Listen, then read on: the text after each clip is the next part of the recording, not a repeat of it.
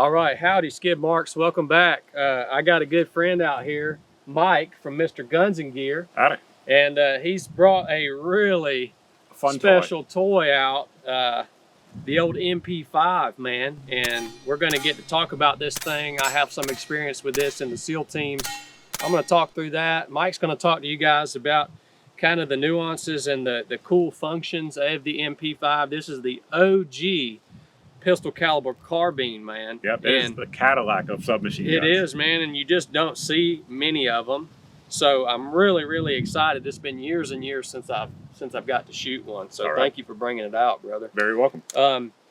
This episode today is brought to you by our partner at Barbell Apparel. Today I have on the Covert pants. These are really great pants just for all around, whether it's workwear or out on the range. They move with you. They're not binding. You can, work out in these things. You can squat in them. You can run in them. Whatever you want to do. They're nice and thin. They're not going to burn you up or make you hot. And as with all Barbell Apparel, they stand behind their product. It's an amazing company. And they have pretty much apparel for any walk of life, from out here on the range to in the office to fitness apparel. So check them out at barbellapparel.com. We appreciate you, Barbell, for making this episode possible. And Covert pants, I highly recommend them for the range especially. So MP5, I actually carried one of these in a backpack in North Africa, specifically Tunisia. Okay, lovely place. Yeah, every day, man. And while we were there, it was not like your typical military operation. Sure. So the embassy in Tunisia was attacked pretty much the same time the embassy in Benghazi was attacked during the Arab Spring. Yep. And we were part of the QRF to go out there and kind of resecure that embassy. And we stayed there for quite a while just as a presence, a show of force.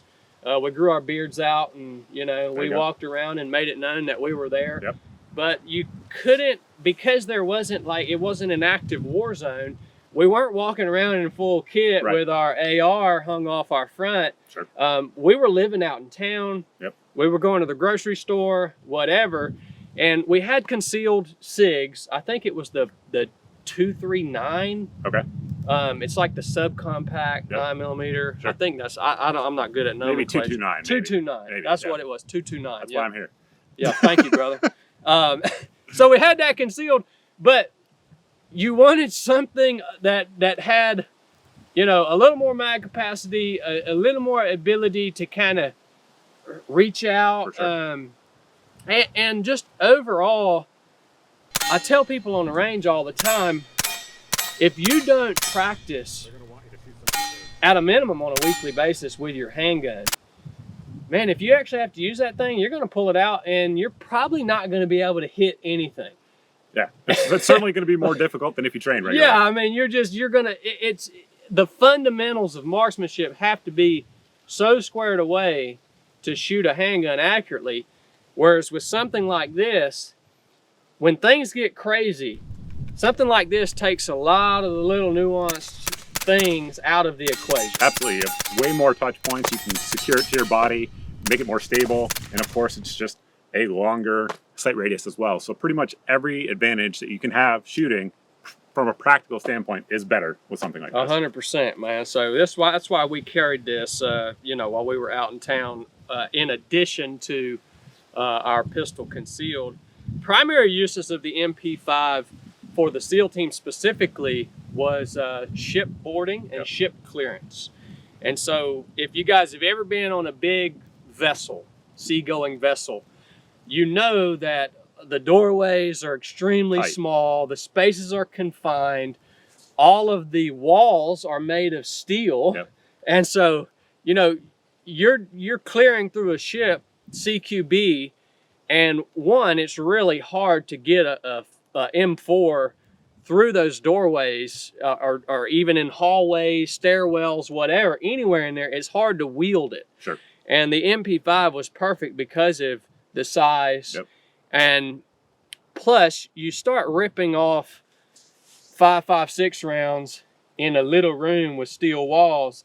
Let me tell you, you guys don't understand this, but bullets do crazy things when they hit hard metal surfaces. They do. Or rocks, or and you shoot a lot of if you shoot a lot of tracers in the military, you know that's where where they it go. opens your mind. It does. To And they start skipping off, and you're like, whoa.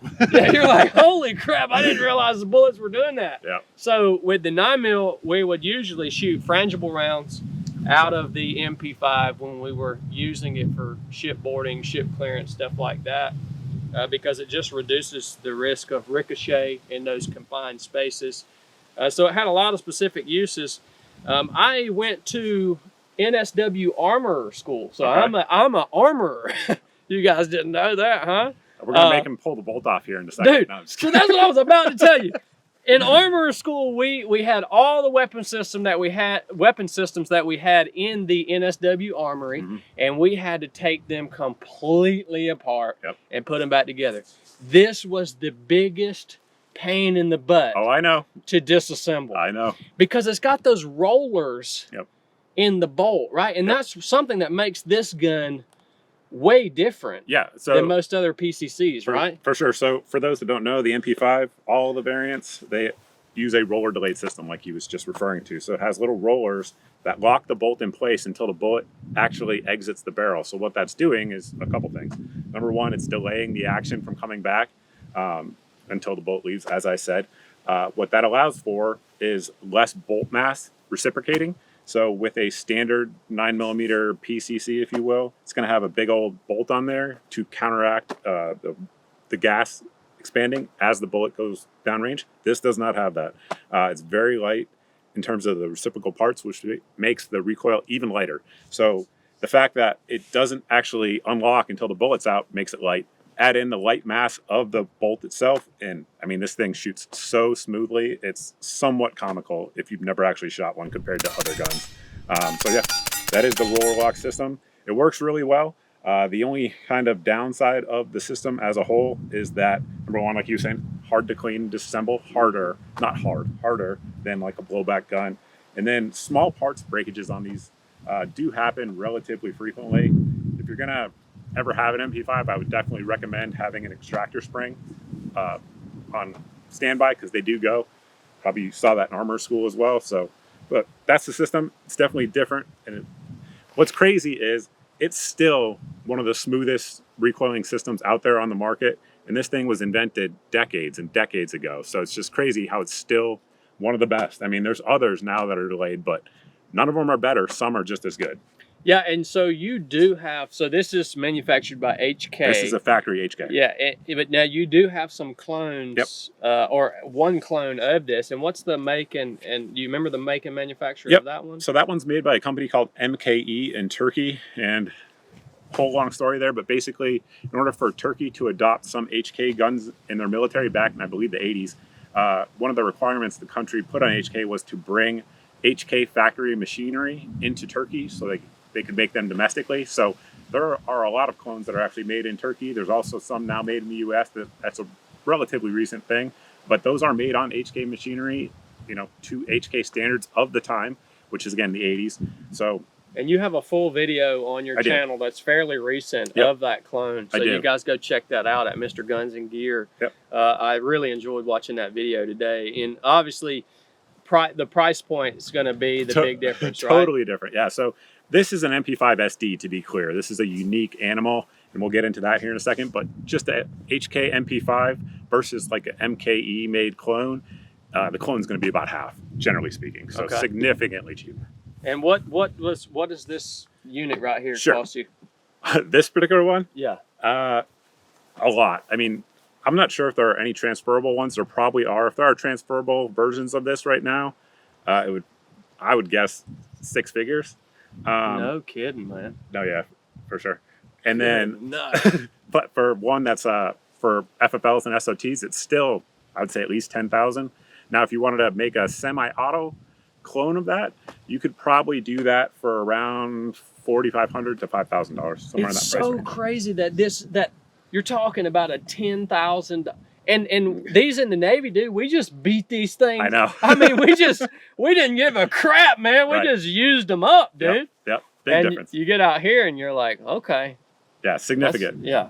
And the SD system in particular, what makes that cool is that no matter what ammo you put in this gun, it will come out subsonic. So it'll be quiet, plus it is integrally suppressed. So what's going on, the mechanism behind that is back here where the barrel starts, there's actually ports in it and that bleeding off gas. So that way, say you have 115 grain 9mm that would normally be going like 1,200 feet per second, it'll cut that down with the gas bleeding off to around 1,000 feet per second, come out subsonic, and then the suppressor goes all the way around the barrel. So it's integrally suppressed, that's what that means.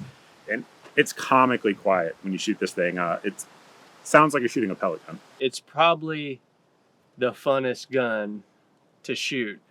Particularly this version. The SD, all MP5s are fun to shoot, but the SD, I mean, it's comical. Like, if you've never shot one and you see one on a rental range, I highly, highly recommend it. You just can't miss with it. You can't. You literally can't miss with it, and it doesn't have the best trigger. Nope. It doesn't have it's kind of stiff. It's kind of awkward to shoulder, right? It's not comfortable, but it's just a hammer, dude. Right. And everything he's just said was true, rather. The crazy thing is, this one is the most comfortable version of the stock. The typical one you'll see is collapsible. That's even more uncomfortable. Most of them have handguards that are nowhere near as ergonomic as this. But yeah, even with all of the modern upgrades, it's still a little awkward, but it's tons and tons of fun. For sure, man. Well, guys, thanks for tuning in. Go and follow Mike at Mr. Guns and Gear on YouTube and actually all the socials. He's on X too. He's a really awesome dude, and I've just enjoyed this time so much out on the range with you, brother. Absolutely. Appreciate you bringing this out. It made my day. I appreciate you guys having me. Yep. Enough said, guys.